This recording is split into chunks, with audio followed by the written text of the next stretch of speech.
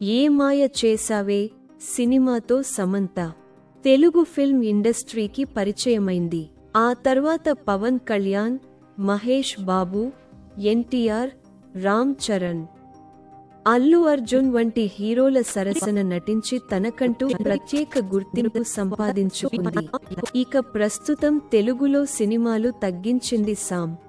అయితే నాగచైతన్యతో సామ్ విడాకులు తీసుకుని విడిపోయిన తర్వాత తరచూ ఆమెకు సంబంధించి ఏదో ఒక వార్త వైరల్ అవుతూనే ఉంటుంది.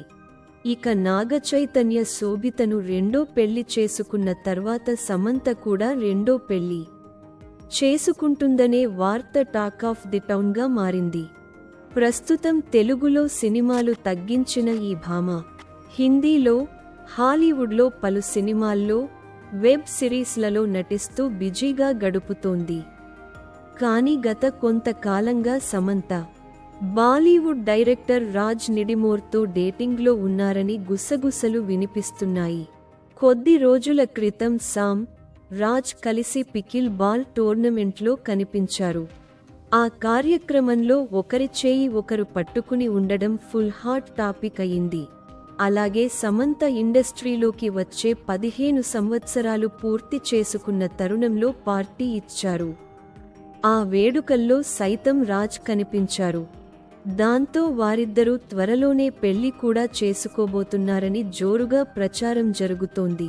ఇక రాజ్ అండ్ డీకే డైరెక్ట్ చేసిన ఫ్యామిలీ మెన్ 2 వెబ్ సిరీస్లో సమంత నటించింది.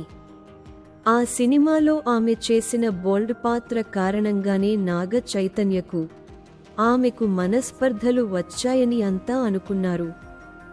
రీసెంట్గా వరుణ్ ధావన్తో కలిసి నటించిన సిటాడేల్, హనీ, బన్నీ వెబ్ సిరీస్కి కూడా రాజ్ అండ్ డీకేనే దర్శకత్వం వహించారు. దాంతో వీరు రిలేషన్షిప్లో ఉన్నారని భావిస్తున్నారు. త్వరలోనే వీరి ప్రేమ విషయానికి అధికారికంగా వెల్లడించనున్నారని ప్రచారం జరుగుతోంది.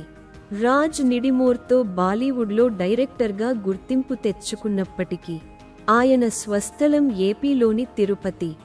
దీంతో సమంత మరోసారి తెలుగింటి కోడలు కాబోతున్నారని అంటున్నారు. ఇక సామ్ తెలుగులో చివరిగా విజయ్ దేవరకొండ సరసన ఖుషి సినిమాలో నటించింది.